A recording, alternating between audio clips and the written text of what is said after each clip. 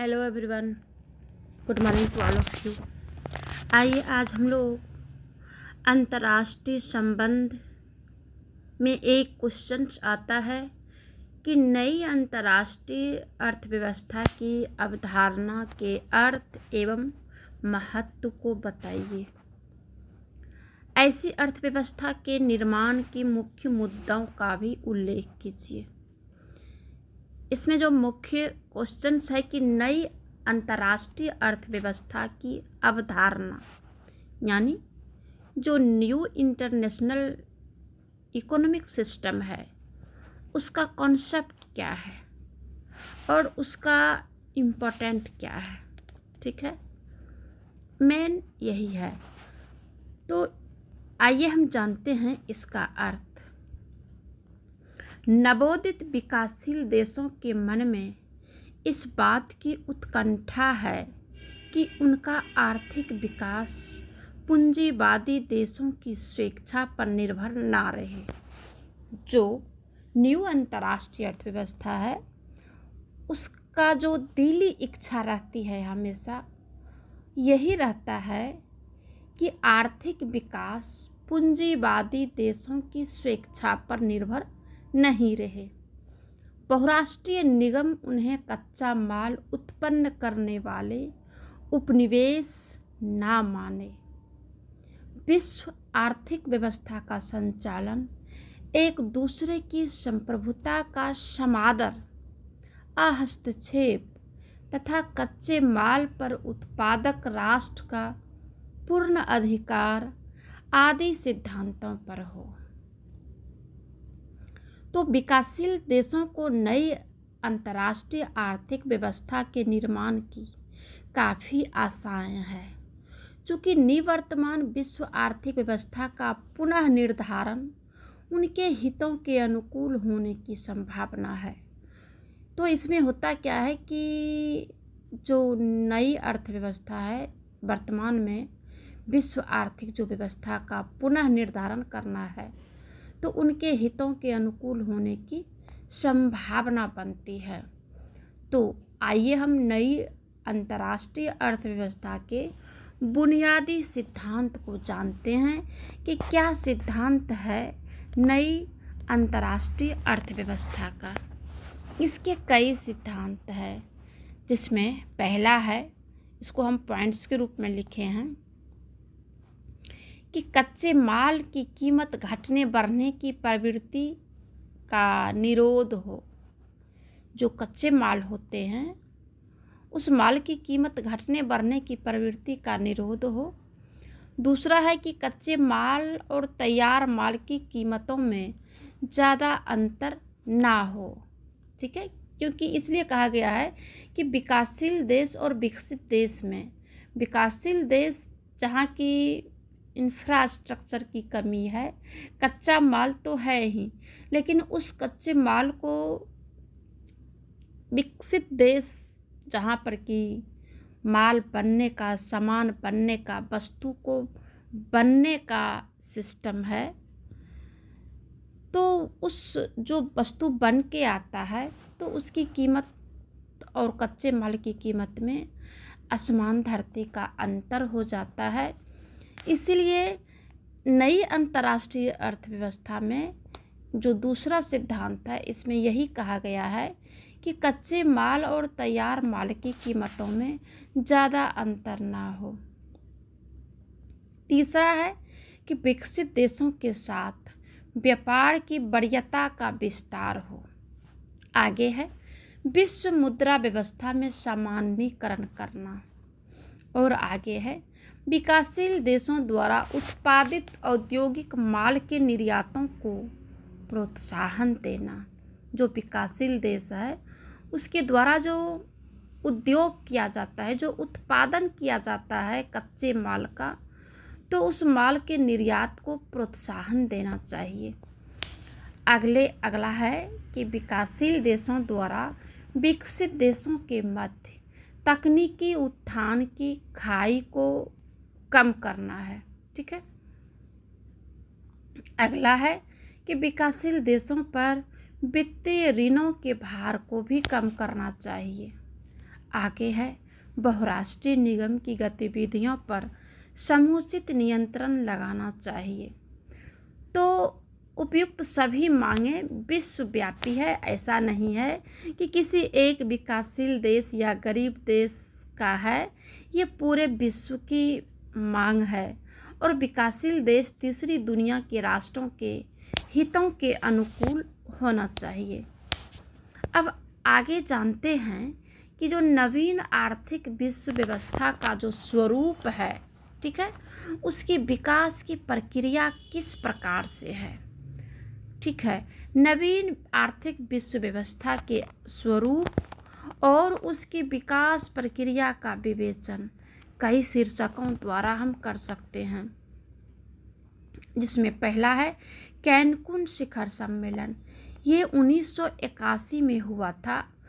Cancun शिखर सम्मेलन और नवीन आर्थिक विश्व व्यवस्था संबंधी विचार का अभ्युदय, यानी इसका उदय हुआ है तीसरी दुनिया के आर्थिक संकट के संदर्भ में।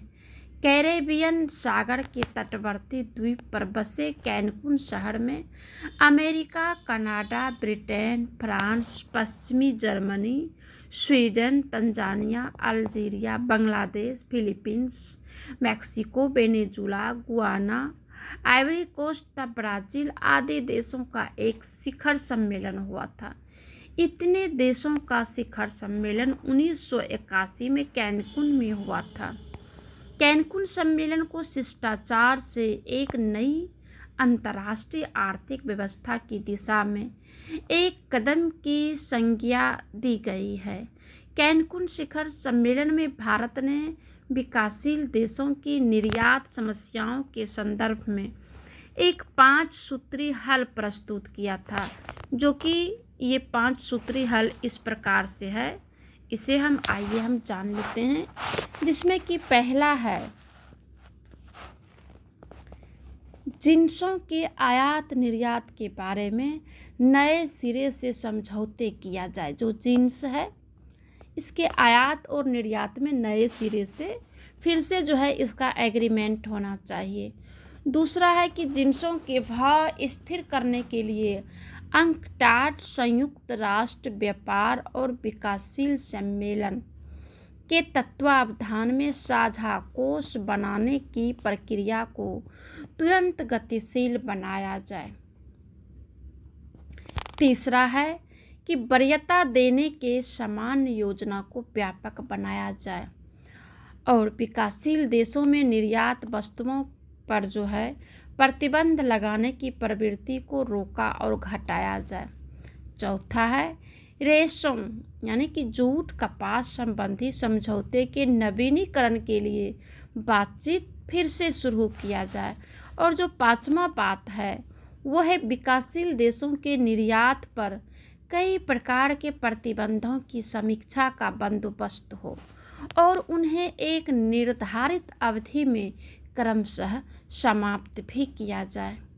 तो इस प्रकार स्पष्ट है कि विकासशील देशों ने अंतर्राष्ट्रीय जगत में विकसित देशों द्वारा बनाई गई आर्थिक व्यवस्था को अपने हितों के अनुरूप नहीं पाया और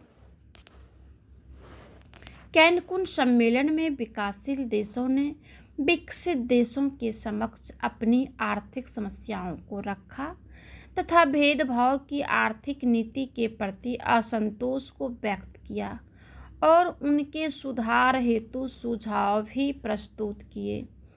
विकासशील देशों के हितों के लिए विश्व आर्थिक व्यवस्था पर विचार को नवीन आर्थिक विश्व व्यवस्था के संदर्भ में विकासशील देशों ने अपने दृष्टिकोण को रखा है तथा इसके अनेक कदम भी उठाए गए हैं, जैसे कि नई आर्थिक विश्व व्यवस्था के विचार के बदलाव के कारण। ठीक है, यहाँ पे थोड़ा सा टाइप मिस्टेक हुआ है, व्यवस्था है और यहाँ पे बदलाव है। नवीन आर्थिक विश्व व्यवस्था संबंधी विचार के उदय है यहाँ पे। ठीक है, उदय के मूल कारण क्या है कि वर्तमान विश्व आर्थिक व्यवस्था के प्रति विकासशील देशों का असंतुष्ट होना है, तो इस असंतोष के कुछ प्रमुख कारण है।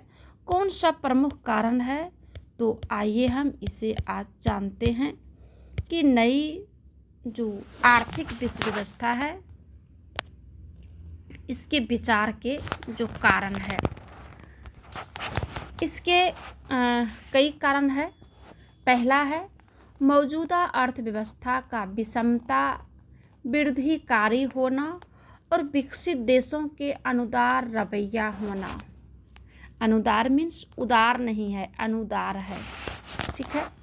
तो डॉक्टर प्रभुदत्त शर्मा ने अपनी पुस्तक अंतर्राष्ट्रीय राजनीति में इस संबंध में लिखता है कि विषम अंतर्राष्ट्रीय व्यवस्था की विषमता घटाने में दुनिया के सारे देशों की दिलचस्पी नहीं है। इन देशों में दुनिया की 1/4 आबादी रहती है, लेकिन आमदनी में उनकी हिस्सेदारी 80% है। इसके बावजूद अगर वे महंगाई, बेरोजगारी और विकास दर में ह्रास का सामना कर रहे हैं तो इसके लिए वे खुद जिम्मेदार होते हैं। उनके उत्तरोत्तर अधिक पूंजी बहुल उद्योग देशवासियों को पूर्ण रोजगार नहीं दे सकते। हथियारों या ऐसी ही अन्य स्फीतिकारी मदों पर व्यय महंगाई को जन्म देता है, तो वे इन असंतुलनों को ढो पा रहे हैं तो सिर्फ इसलिए कि वे उद्योग, व्यापार और प्रौद्योगिकी के जरिए विकासशील देशों का शोषण कर रहे हैं। इसीलिए मौजूदा स्थिति बनाए रखने में ही उनका निहित स्वार्थ है। वे नहीं चाहते कि विकासशील देशों की अर्थव्यवस्थाएं उनके चंगुल से मुक्त होने के प्रयास में सफल हो सके। पश्चिम के कुछ देशों का दृष्टिकोण अगर अपेक्षाकृत उदार दिखता है तो वो इसलिए भी कि अंतर्राष्ट्रीय शोषण तंत्र में उनकी हिस्सेदारी कम है और अमेरिका का आर्थिक सामाजिक वर्चस्व उनके लिए कष्टदायक है, ठीक है। तो ये जो नई आर्थिक विश्व व्यवस्था के विचार के उदय का जो कारण था, जिसमें कि पहला कारण है मौजूदा अर्थव्यवस्था विषमता, वृद्धिकारी होना और विकसित देशों का अनुदार रवैया होना, ठीक है। अब जो दूसरा तीसरा पॉइंट जो इसके आगे जितने भी पॉइंट्स है और इसकी कुछ विशेषता है और विचार विमर्श का कारण, इन सारी बातों को हम अगले वीडियो में अब देखते हैं। तब तक के लिए धन्यवाद।